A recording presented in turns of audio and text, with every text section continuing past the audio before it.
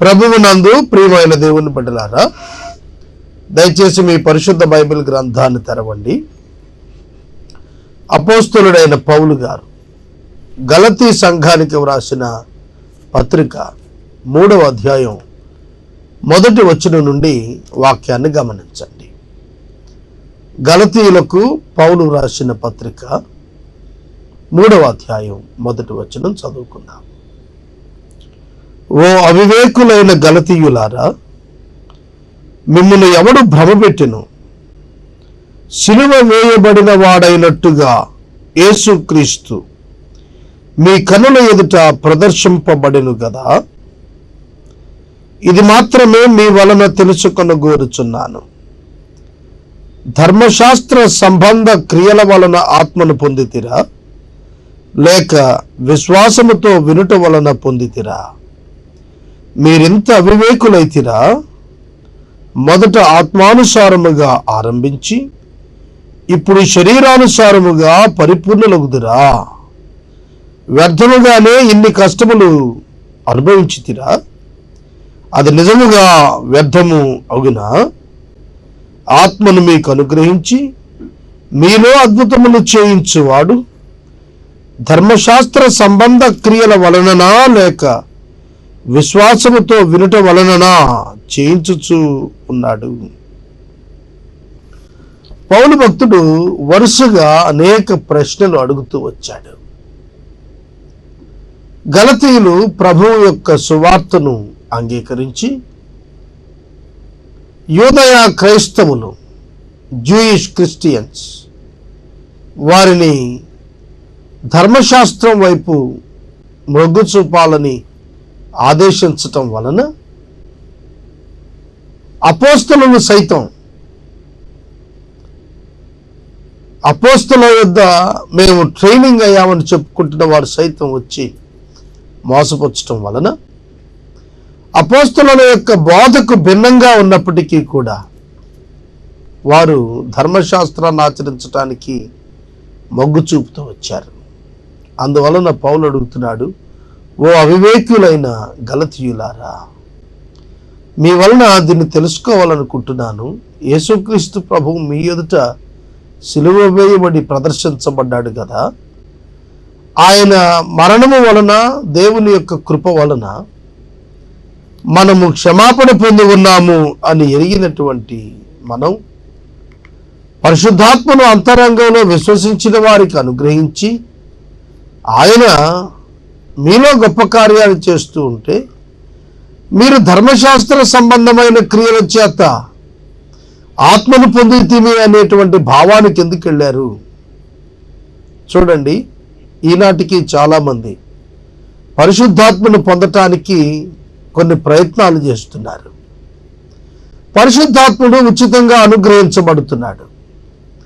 విశ్వసించిన వారి యొక్క అంతరంగంలో నూతన స్వభావాన్ని దేవుడు ఏర్పరిచి ఆ నూతన స్వభావంలో శాశ్వతంగా జీవించటం కొరకు కృపావరంగా దేవుని యొక్క ఆత్మను విశ్వాసుల అంతరంగంలోనికి దేవుడే ప్రవేశపెడుతున్నాడు. విశ్వసించిన వెంటనే జరిగే కార్యం అదే. దానిని ధర్మశాస్త్ర సంబంధమైన క్రియల వల్ల పొందాలనేటువంటి ప్రయత్నం ఆత్మ సంబంధంగా ప్రారంభించి శరీర సంబంధంగా పరిపూర్ణులు కావాలని చూడటం వంటిది. చూడండి, క్రియల వలన పరలోక రాజ్యానికి వెళతాం అని అనుకోకండి. విశ్వాసం వలననే పరలోక రాజ్యానికి వారసత్వం. క్రియలు చేయటం వలన ఫలితము, క్రియలు చేయటం వలన జీతము విశ్వాసి పొందుకుంటాడు. దేవుని యొక్క సన్నిధిలో విశ్వాసులు సత్క్రియలు చేయుట కొరకు ఏర్పరచబడ్డారు. ప్రాణమున్నవాడు ఊపిరి తీసినట్టుగానే నిజంగా విశ్వాసం ఉన్నవాడు క్రియలు చేస్తాడు. క్రియలు చేస్తున్న వారందరూ విశ్వాసం గలవారని చెప్పలేదు బైబిల్. విశ్వాసం కలిగిన వారు తప్పకుండా క్రియలు చేస్తారనేది చెప్పింది. కనుక మోసపోవద్దు. భౌతిక క్రియలు చేసినంత మాత్రాన రక్షించబడకుండా పరలోకానికి వెళ్తామని అపోహకూడదు. క్రీస్తునందు విశ్వాసం ఉంచినటువంటి వారి క్రియల వలన వారికి కలిగేటువంటి జీతం తప్ప వారు పరలోకానికి వెళ్ళటానికి వారి క్రియలు సహాయం చెయ్యం. ఈ విషయాన్ని గుర్తుపెట్టుకోండి. బైబిల్ గ్రంథంలో అపోస్తలుడైన పౌలు గారు విశ్వాసము ద్వారా కలిగేటువంటి ఉచిత క్షమాపణ, రక్షణ గురించి మాట్లాడారు. కనుక ధర్మశాస్త్ర సంబంధమైన క్రియలు చేయటం వల్ల, నీతి క్రియలు చేయటం వలన మనం పరిపూర్ణతలోనికి వెళతామని భావించటానికి వీల్లేదు. విశ్వాసము ద్వారానే పరిపూర్ణతలోనికి వెళతాం. విశ్వాసతలో పరిపూర్ణతలోనికి వెళ్ళే కొలది పరిపూర్ణమైన క్రియలు చేయటం నేర్చుకుంటాం. కనుక పరిపూర్ణత క్రియలలో లేదు, పరిపూర్ణత అంతరంగంలో. పరిపూర్ణమైనటువంటి అంతరంగం కలిగిన వాడు పరిపూర్ణమైనటువంటి క్రియలు చేయటం సాధారణమే. కనుక పౌలు గారి యొక్క ప్రతి ప్రశ్నకు వారు జవాబు చెప్పాల్సినటువంటి అవసరము ఉన్నది. పౌలు భక్తుడు ఇక్కడ ఇంచుమించు 8 ప్రశ్నలు అడుగుతున్నాడు. వాటన్నింటికి జవాబు చెప్పమంటున్నాడు. ఆత్మానుసారంగా ప్రారంభించి శరీరానుసారంగా పరిపూర్ణతలోనికి వెళ్ళాలని ప్రయత్నం చేసే వారికి ఇది హెచ్చరిక. మొదట విశ్వసించినప్పుడు బాగుంటారు, తర్వాత ప్రాక్టీస్లోనికి వచ్చేటప్పటికి క్రియల ద్వారా పరిపూర్ణలు అవుతాను భావించే వాళ్ళు అనేక మంది ఉన్నారు. వాక్యం చెబుతోంది, ధర్మశాస్త్ర సంబంధమైన క్రియల వలన కాదు పరిశుద్ధాత్మను అనుగ్రహించబడింది, ఆయన కృపచేతనే అనుగ్రహించబడ్డాడని నేర్చుకోండి. పరిశుద్ధాత్మను పొందటం కొరకు ఏ విధమైన ప్రయాస ఏ మానవుడు సక్సెస్ కాలేడు. నా మాట గ్రహించండి. ఈనాడు కూడా అనేక మంది పరిశుద్ధాత్మ కూడికను పెట్టి పరిశుద్ధాత్మ పొందండి పొందండి అని చెబుతున్నారు. అది వాక్యానుకూలం కాదు. పరిశుద్ధాత్ముని దేవుడు అనుగ్రహిస్తాడు. పరిశుద్ధాత్ముని దేవుడు విశ్వసించిన వెంటనే అనుగ్రహించాడు. కొత్తగా పొందేదేం లేదు. ఆయనకు లోబడినప్పుడు ఆయన చేసే కార్యాలు నీవు ఈ లోకంలో కనపరచగలుగుతావు. అందుకే పౌలు గారు అంటున్నాడు, ఆత్మను మీకు అనుగ్రహించి మీలో అద్భుతాలు చేయించువాడు ధర్మశాస్త్ర సంబంధమైన క్రియల వలననా లేక విశ్వాసముతో వినుట వలననా చేయించుచున్నాడు. విశ్వాసముతో వినుట వలననా అనగా విధేయులు అగుట వలననా కాదా అని అర్థమిస్తుంది. విధేయత చూపించటం వలనని, విశ్వసించిన వెంటనే పరిశుద్ధాత్ముడు విశ్వాస అంతరంగంలో కృపచేత అనుగ్రహించబడ్డాడు. ఆ పరిశుద్ధాత్మ దేవునికి విశ్వాసి ఎంతగా లోబడుతుంటాడో అంతగా, ఎంతగా విధేయత చూపిస్తుంటాడో అంతగా క్రియలు విశ్వాసి చేయగలుగుతాడు. ఈ రాత్రికాలం ఈ క్లారిఫికేషన్ మీరు తెలుసుకోవాలని నేను మనవి చేస్తున్నాను. కాబట్టి విశ్వాస సంబంధులే అబ్రహాము కుమారులని మీరు తెలుసుకోండి. లూకాసు సువార్త 19వ అధ్యాయంలో జక్కయ్య వృత్తాంతం మీ అందరికీ తెలుసు. జక్కయ్య యూదుడే. అయితే యేసు ప్రభు అతన్ని గురించి మాట్లాడుతున్నప్పుడు ఇతడు నిజముగా అబ్రహాము కుమారుడు అని చెప్పారు. ఏమిటి దాని అర్థం? యూదుడైనంత మాత్రాన అబ్రహాం కుమారుడు కాడు, కానీ విశ్వాస సంబంధుడైనందుననే యేసు ప్రకటిస్తున్నాడు ఇతడు అబ్రహాము కుమారుడు అని. సోదరుడా, సోదరి, అన్యులు సైతం విశ్వసించిన వారు అబ్రహామునకు వారసులే. బైబిల్ గ్రంథం చెబుతోంది, అబ్రహాము విశ్వాస సంబంధమైన నీతిని కలుగున్నాడు కనుక విశ్వాస సంబంధులే అబ్రహాము సంతానం.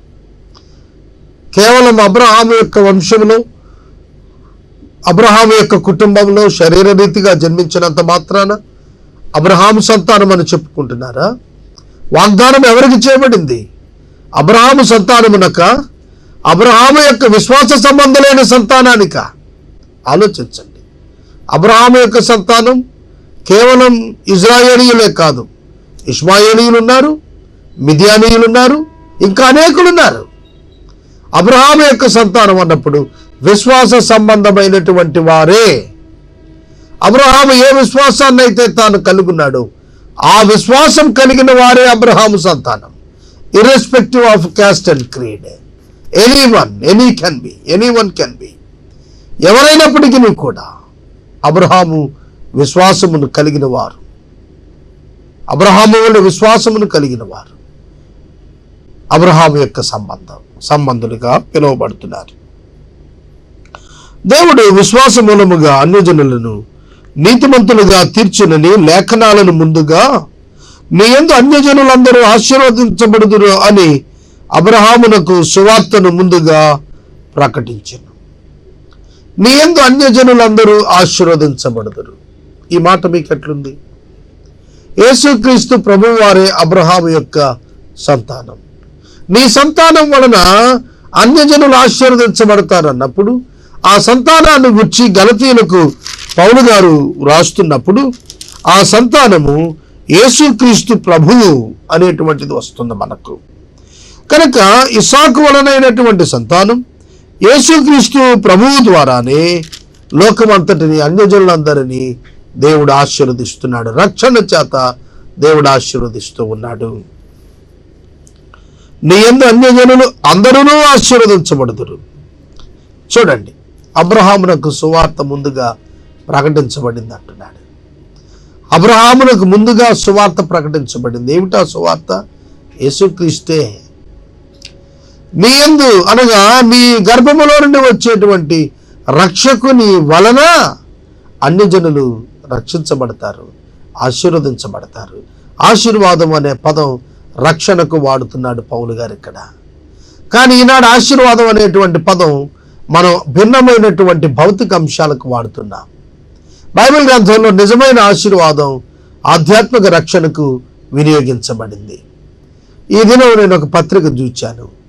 ఆ పత్రికట అభిషిక్తమైనటువంటి పత్రికట. దానిని చేతిలో పట్టుకుని ఎవరైనా పీడిత ప్రజలుంటే ప్రార్థిస్తే ఆ పీడ వదిలిపోతుందట.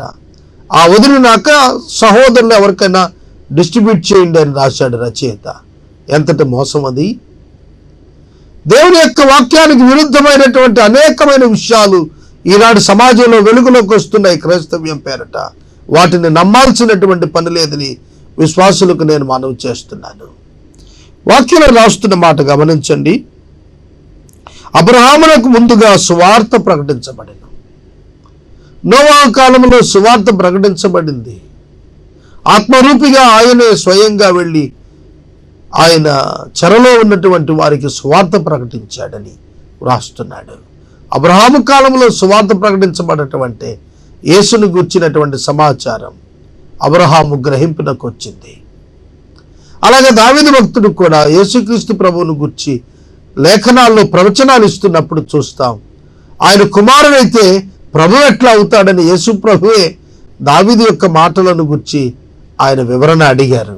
అవునండి, యేసుక్రీస్తు ప్రభువు దావీదు రాసిన మాటలను జ్ఞాపకం చేస్తూ ప్రభువు ఆ యొక్క కుమారుడు అని ఒక ప్రక్కన మాట్లాడుతున్నా ప్రభువు అనేటువంటి పదం మాట్లాడతాడు దావీదు. కుమారుడు దావీదుకు కుమారుడు అయితే ప్రభు ఎట్లా అవుతాడు అని అడుగుతున్నాడు. కనుక ప్రభువు అన్నప్పుడు దావీదు గారు కూడా యేసుక్రీస్తు ప్రభుని ఎరిగిన వాడు 22వ కీర్తనలో ఆయన శిలువ శ్రమానుభవాలను గురించి రాశాడు.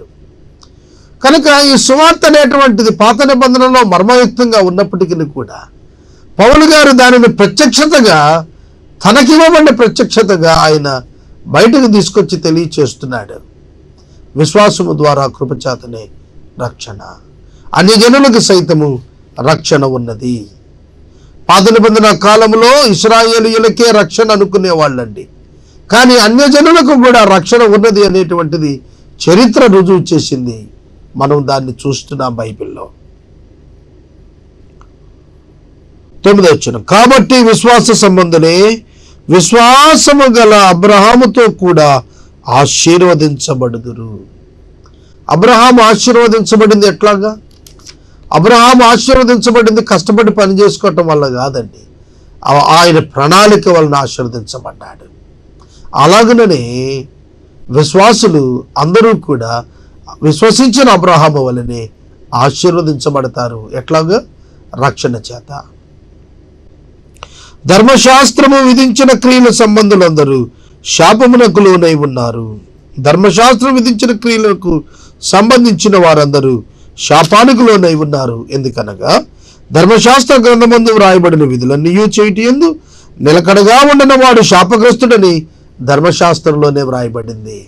అవును కదండి, ధర్మశాస్త్రమే చెబుతుంది. ఒక సున్నైనా పుల్లైనా తప్పిపోతే, ధర్మశాస్త్రంలో ఒక ఆజ్ఞ మీరితే అన్ని ఆజ్ఞలు మీరినట్టే. కనుక ధర్మశాస్త్రాన్ని పూర్ణంగా నెరవేర్చగలిగినటువంటి మానవుడు లేడండి. అటువంటిప్పుడు మానవుడు ధర్మశాస్త్రం వల్ల నీతిమంతుడిగా ఎలాగెంచబడతాడు? ఎంచబడలేడు. ధర్మశాస్త్రం పాపం ఆరోపించబడటానికి ఇవ్వబడింది తప్ప పాపం తొలగించడానికి ఇవ్వబడలేదండి. పాపం అంటే ఏంటో తెలుసుకోవటానికి ఒక డయాగ్నోస్టిక్ సెంటర్ లాంటిది. ధర్మశాస్త్రం ఒక డయాగ్నోస్టిక్ టెస్ట్ లాంటిది. మనం పాపలను గుర్తెరగటానికి ధర్మశాస్త్రం ఉపయోగపడుతుంది తప్ప పాపం నుంచి విముక్తి తీసుకుని రావటానికి ధర్మశాస్త్రానికి శక్తి లేదు. అందుకే ధర్మశాస్త్ర సంబంధులందరూ కూడా శాపంలోనే ఉన్నారంటున్నాడు పౌలు గారు. నిజమే, ధర్మశాస్త్రాన్ని అనుసరిస్తూ మేము చాలా గొప్పవారమని తెలుస్తున్న వారు పాపక్షమాపణ కొరకు ప్రభు దగ్గరికి రావాల్సిన ఆవశ్యకత ఉందని పౌలు తెలియజేశారు. ధర్మశాస్త్రము చేత ఎవడు దేవుని ఎదుట నీతిమంతుడిగా తీర్చబడడు అను సంగతి స్పష్టమే. మళ్ళా చెప్తాను చూడండి. ధర్మశాస్త్రము చేత ఎవడును దేవుని ఎదుట నీతిమంతుడు అని తీర్చబడడు అను సంగతి స్పష్టమే. గ్రహిస్తున్నారా? ఈ వచనం మీరు చదువుతున్నారా? కనుక ధర్మశాస్త్ర సంబంధమైన క్రియలు చేయటం వలన మేము రక్షించబడతాము, నీతిమంతులంగా మారతామని చెప్పుకోవటం తగదు. అది స్పష్టంగా చెప్పబడుతోంది. నీతిమంతుడు విశ్వాస మూలముగా జీవించును. ఇది ప్రాముఖ్యమైన మాట, అండర్లైన్ చేసుకోండి. క్రొత్త నిబంధన అంతటికి కూడా చాలా మూలవచనం ఇది. నీతిమంతుడు విశ్వాస మూలముగా జీవిస్తాడు. విశ్వాస మూలంగానే నీతిమంతుడయ్యాడు. అదే విశ్వాసాన్ని బట్టి అతను జీవిస్తాడు. ఆ విశ్వాసం ఏమిటి? ప్రభు అయిన యేసుక్రీస్తునందు ఉచిత పాప క్షమాపణ దేవుని కృప చేత విశ్వాసము ద్వారా అనుగ్రహించబడుతోంది. దీనిని తెలుసుకోవాలి మనం. ధర్మశాస్త్రము విశ్వాస సంబంధమైనది కాదు, కానీ దాని విధులను ఆచరించేవాడు వాటి వలననే జీవిస్తాడు.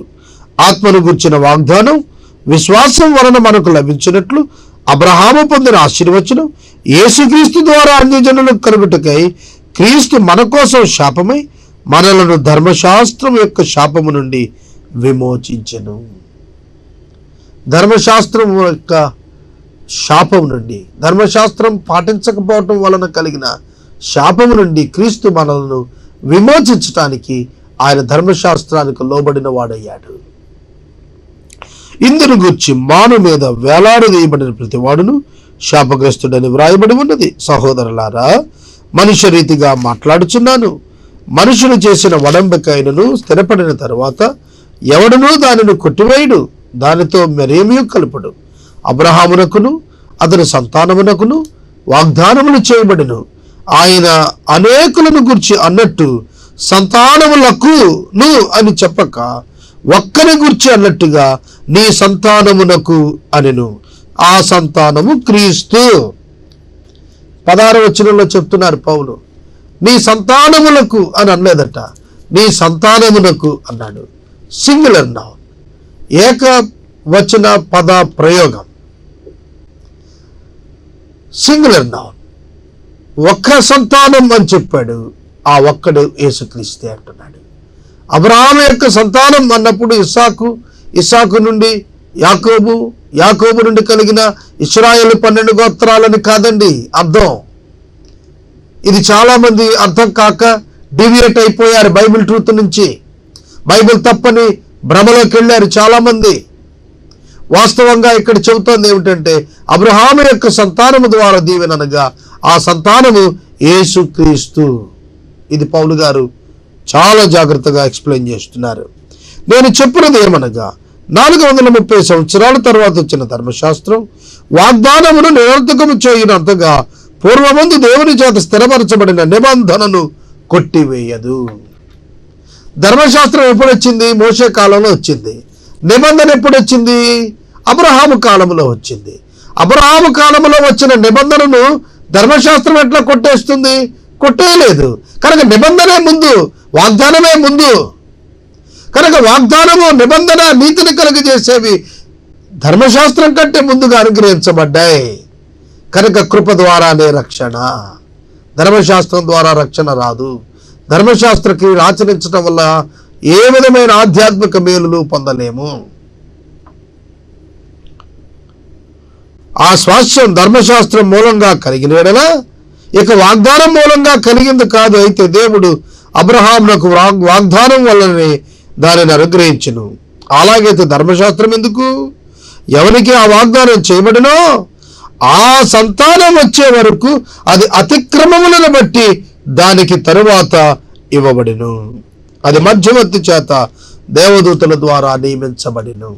దేవదూతల ద్వారా అన్నప్పుడు ప్రవక్త అని అర్థం ఇక్కడ, అనగా మోషే భక్తుడిని జ్ఞాపకం చేస్తున్నాడు ఇక్కడ. కనుక ఆ సంతానము వచ్చే వరకు కూడా క్రమపరచబడిన జీవిత విధానం జీవించడానికి వాగ్దానం యొక్క పరిపూర్ణత, నెరవేర్పు క్రీస్తు కాలంలో జరుగుతుంది. అప్పటి వరకు మోషే ద్వారా ధర్మశాస్త్రాన్ని ఇచ్చి బలులను ఇంట్రడక్షన్ ఇచ్చాడు దేవుడు. కనుక బలుల కంటే ముందే వాగ్దానం, ఆ వాగ్దానం క్రీస్తును గుర్చినది. కనుక క్రీస్తు పూర్వం ఇవ్వబడిన బలులు క్రీస్తు యొక్క బలికి ముంగుర్తు తప్ప క్రీస్తు యొక్క బలి ఇవ్వబడుతున్న బలుల వలన కలిగినది కాదు. గ్రహించారా? అబ్రహాము యొక్క నిబంధన, అబ్రహాముకి ఇవ్వబడిన వాగ్దానం క్రీస్తును గురించి ఇవ్వబడింది. కనుక క్రీస్తు యొక్క బలికి అబ్రహాము తర్వాత 400 సంవత్సరాల తర్వాత వచ్చిన బలులున్నాయి చూశారు, అవి ఛాయారూపకాలే తప్ప క్రీస్తు యొక్క బలి వాటి నుండి కలిగింది కాదు. క్రీస్తు బలికి ముంగుర్తుగా అవి అనుగ్రహించబడ్డాయి. కాబట్టి గుర్తించండి, సువార్త అంతిమము. మధ్యవర్తి ఒకనికి మధ్యవర్తి కాడు గాని దేవుడు ఒక్కడే. ధర్మశాస్త్రము దేవుని వాగ్దానములకు విరోధమైందా? అట్లా అనకూడదు.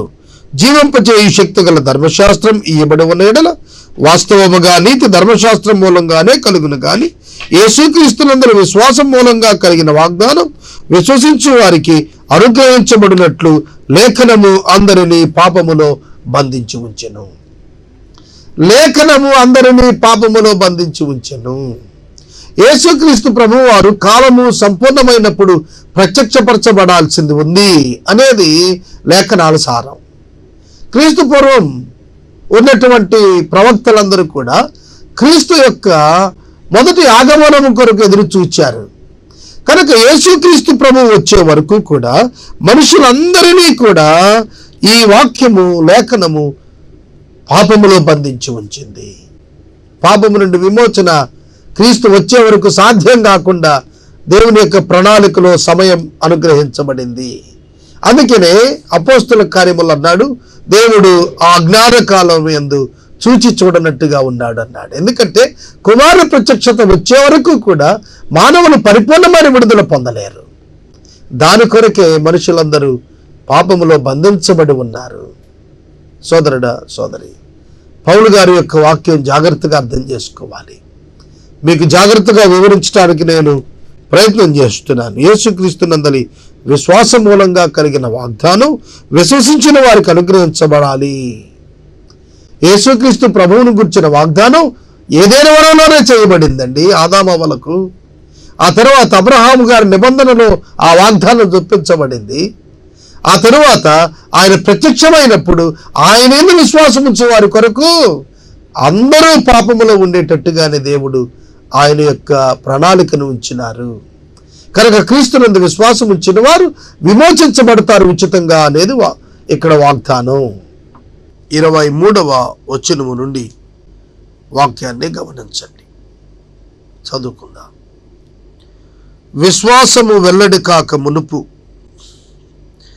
ఇక ముందుకు బయలుపరచబడబోవు విశ్వాసమును అవలంబించవలసిన వారముగా చెరలో ఉంచబడినట్లు మనము ధర్మశాస్త్రమునకు లోనైన వారము అయితిమి.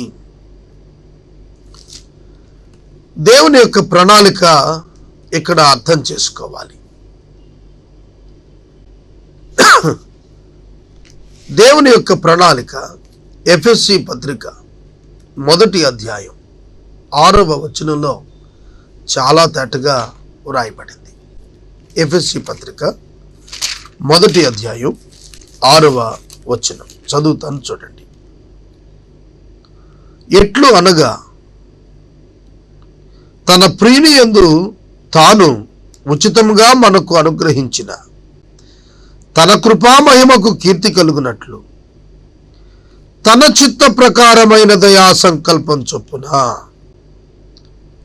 యేసుక్రీస్తు ద్వారా తనకు కుమారులనుగా స్వీకరించుటకై మనలను ముందుగా తన కోసము నిర్ణయించుకొని మనము తన ఎదుట పరిశుద్ధులం నిర్దోషులం ఉండాలని జగత్తు పునాది వేయబడక మునిపే ఆయన క్రీస్తులో మనలను ఏర్పరుచుకొనెను. ఈ వచనంలో జగత్తు పునాది వేయబడక మునుపు దేవుడు తనంతట తాను స్వయంగా సంఘాన్ని యేసుక్రీస్తునందు ఏర్పాటు చేసుకొనెను. ఇదండి దేవుడి ప్రణాళిక. దీని కొరకే బైబిల్ గ్రంథంలో ఉన్న అన్ని విషయాలు జరిగాయి. సృష్టి కూడా అందుకే. జగత్తు పునాది వేయక మునుపు దేవుడు తన కుమారుడైన యేసుక్రీస్తు ప్రభువు నందు ఒక సంఘాన్ని ఏర్పాటు చేసుకున్నాడు. ఆ సంఘం దేవుని ఎదుట ఎలా ఉండాలట? పరిశుద్ధులు నిర్దోషులుగా ఉండాలట. దోషి నిర్దోషి, అపవిత్రత పరిశుద్ధత, పాపాన్ని రుచి చూడాలి. మనుషులు రుచి చూస్తారు. ఆ మనుషులలో నుండి పరిశుద్ధులు నిర్దోషులు రావాలి. వారు యేసుక్రీస్తునందు ఏర్పరచబడ్డారు. కాబట్టి అల్టిమేట్గా విశ్వాసము వెల్లడి కావాలి. అనగా ప్రభువైన యేసుక్రీస్తు ఈ లోకానికి రావాలి. ఆదాము పాపము చేసి దేవుడు అనుగ్రహించిన మహిమను పోగొట్టుకున్న దినాన దేవుడైన యెహోవా ఏదైనా వనంలో ఆదామునకు వాగ్దానం చేసిన మాట స్త్రీ సంతానం, యేసుక్రీస్తు ప్రభు. కనుక యేసుక్రీస్తు ప్రభువునందలి విశ్వాసము చేత నిర్దోషత్వం పరిశుద్ధత వస్తాయి. 32వ సంకీర్తనలు అంటాడు, అతిక్రమములకు పరిహారము నొందినవాడు, తన పాపములకు ప్రాయశ్చిత్తము నొందినవాడు ధన్యుడు. చేసుకున్నవాడు అనలేదు దావీదు గారు, పొందినవాడు అన్నాడు.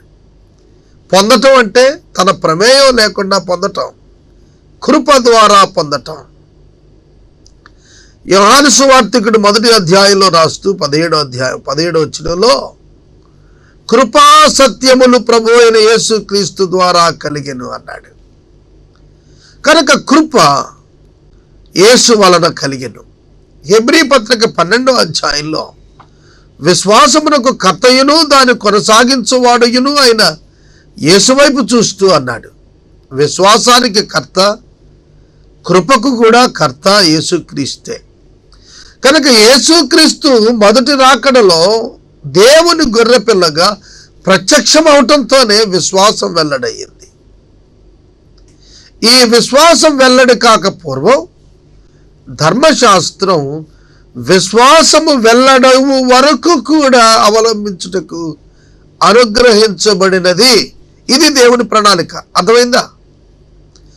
విశ్వాసము వెల్లడి కాక మునుపు వరకు అనగా ప్రభువైన యేసుక్రీస్తు ప్రత్యక్షం కావటానికి ముందు కాలంలో ఇశ్రాయేలు జనాంగం నిమిత్తం ధర్మశాస్త్రం అనుగ్రహించబడెను.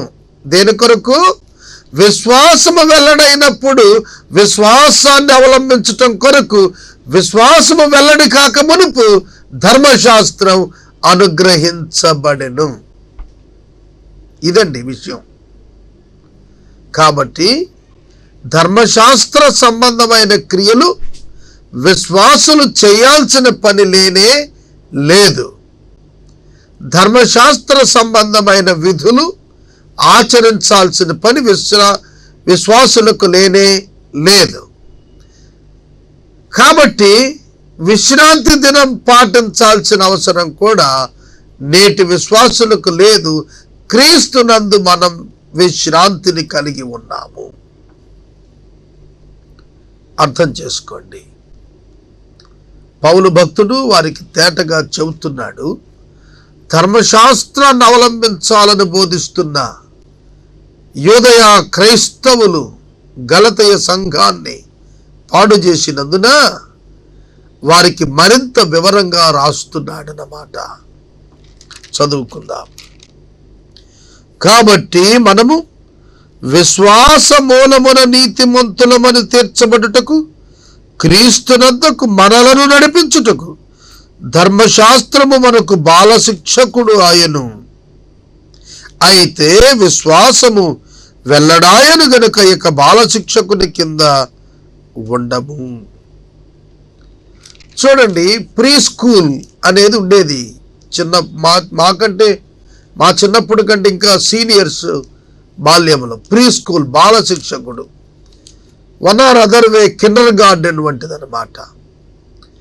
ఆ యొక్క బాలశిక్షకుడు వాస్తవమైన శిక్షణకు వచ్చే పర్యంతం వారు నేర్పిస్తూ ఉండేవారు. కనుక విశ్వాసం వెల్లడి కాక మునుపు బాలశిక్షకుడు వంటి వాడు. విశ్వాసం వెల్లడైంది కనుక ఇక బాలశిక్షకుడు కింద ఉండాల్సిన పని లేదు. ధర్మశాస్త్రం క్రింద బ్రతకాల్సిన అవసరం విశ్వాసులకు లేదు. ఎందుకంటే ధర్మశాస్త్రాన్ని ఇచ్చిన దేవుడు నరావతారిగా ఈ లోకానికి వచ్చి ధర్మశాస్త్రం చేయలేకపోయిన కార్యాన్ని తానే స్వయంగా నెరవేర్చి మనుషులలో ఉన్నటువంటి ప్రధాన యాజకులు సాధించలేని దానిని తానే ప్రధాన యాజకునిగా సాధించి ఉన్నందున ధర్మశాస్త్రమునకు లోబడవలసిన అవసరత విశ్వాసులకు లేదు అనేటువంటి సత్యం బోధించబడింది. చదువుకుందాం. యేసుక్రీస్తునందు మీరందరూ విశ్వాసము వలన దేవునికి కుమారులై ఉన్నారు. Past tense. ఉంటారు కాదండి, ఉన్నారు అంటే జరిగిపోయింది. విశ్వాసం అనున్నది నిరీక్షిస్తున్న వాటి యొక్క నిజస్వరూపం, లేనిది ఉన్నది అనుటకు రుజువు.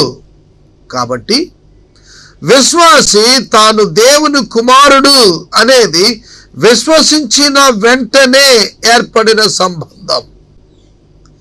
దేవునితో సంబంధం విశ్వాసం మూలంగా ఏర్పడుతోంది. అది ప్రభువైన అయిన యేసుక్రీస్తునందలి విశ్వాసం మాత్రమే.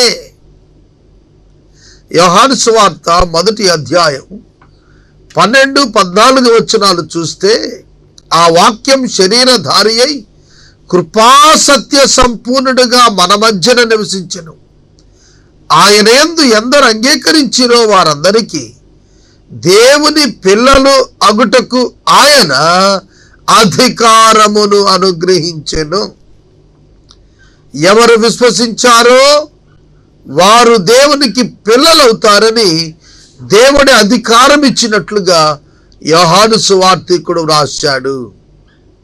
కనుక విశ్వసించినప్పుడు మనము దేవుని పిల్లలం అవుతున్నాం క్రీస్తు ద్వారా. క్రీస్తులోనికి బాప్తిస్మము పొందిన మీరందరూ క్రీస్తును ధరించుకొని ఉన్నారు. ఇది అద్భుతమైన అవగాహనకు రావలసిన అంశం అండి. మన వస్త్రాలు ధరించుకొని కనబడుతున్నాం. ఈ రోజున మనుషులు వస్త్రాలు ధరించుకుని శరీరాన్ని కప్పుకుంటున్నారు. ఒక మానవుని చూడగానే అతని పైన వస్త్రం మొదట కనిపిస్తుంది. అలాగే విశ్వాసట యేసుక్రీస్తును ధరించుకున్నాడట. యేసు చేత కప్పబడ్డాడు. Covered by the Lord Jesus Christ. యేసుక్రీస్తు ప్రభువు చేత కప్పబడినందున విశ్వాసి, దేవుడు విశ్వాసి వైపు చూస్తున్నప్పుడు విశ్వాసి పాపం దేవునికి కనబడటం లేదు. క్షమాపణ అనుగ్రహించిన క్రీస్తు కనిపిస్తున్నాడు. యేసు రక్తము చేత మనం కప్పబడ్డాం, యేసును ధరించుకున్నాం, యేసులోనికి బాప్తిస్మం పొందాం. యేసు నామములో కాదు, యేసులోనికి. అందుకు యేసు నామములో బాప్తిస్మం తీసుకుంటున్నాం. అర్థమైందా? ఒకడు యేసునందు విశ్వాసం ఉంచినప్పుడు యేసుక్రీస్తు లోనికి వెళ్ళిపోతున్నాడు. అనగా covered by the spirit of the lord, దేవుని యొక్క ఆత్మ చేత కప్పబడిన వారుగా, ప్రభు అయిన యేసుక్రీస్తు వారు చేత ధరింపజేయబడిన వారుగా ఉంటున్నారు. కనుక మనలను ముట్టడం ఎవరికి సాధ్యం కాదు. కొలసీలకు రాస్తూ పౌలు భక్తుడు అన్నాడు, మీరు ప్రభు అయిన యేసుక్రీస్తు ద్వారా దేవుని యందు దాచబడ్డారన్నాడు. మన ప్రాణం మన చేతుల్లో లేదండి, మనం ప్రభు చేతుల్లో ఉన్నా.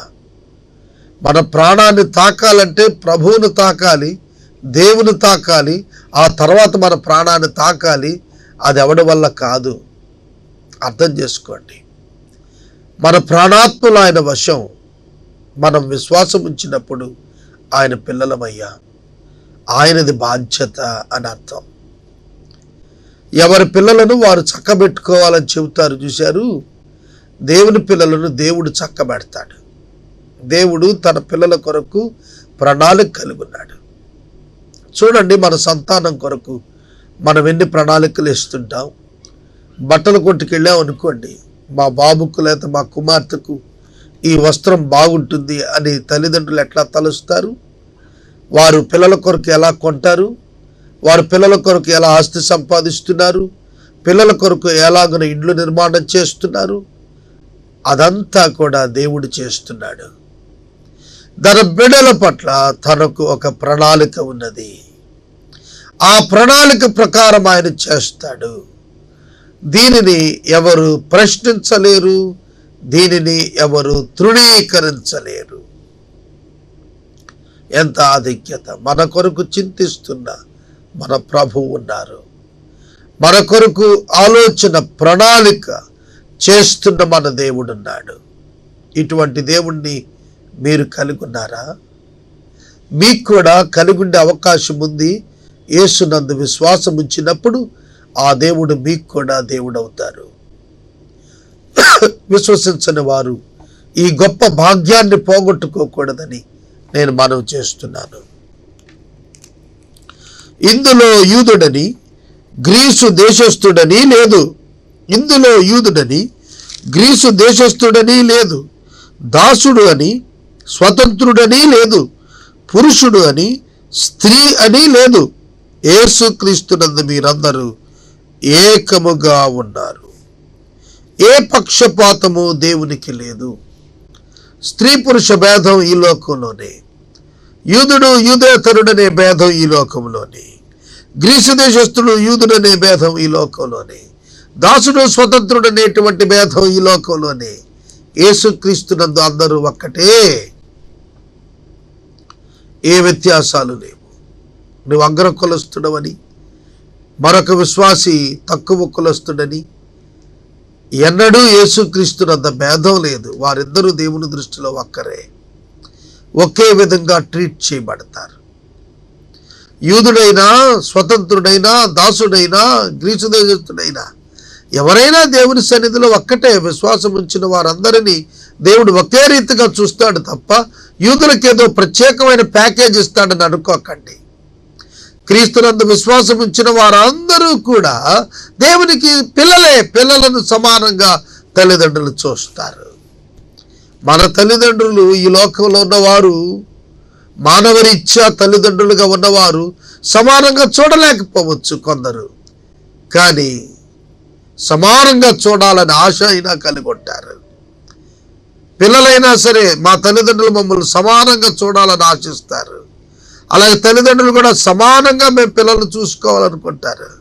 ఒకరిని ఎక్కువ ఒకరు తక్కువ చూడరు, ఇష్టపడరు. అలాగే ఒకవేళ పరిస్థితులను బట్టి ఏమైనా జరిగితే దట్ ఈస్ డిఫరెంట్. కానీ దేవుని విషయంలో మార్పు లేని దేవుడు తన బిడ్డలను సమానంగా చూస్తాడు. ఒకరికి ఎక్కువ పీట ఇంకొకరు తక్కువ అన్నట్టు కాదు. ఆయనలో పక్షపాతం లేదు. ఈ విషయాన్ని మీరు గుర్తెరగాలి.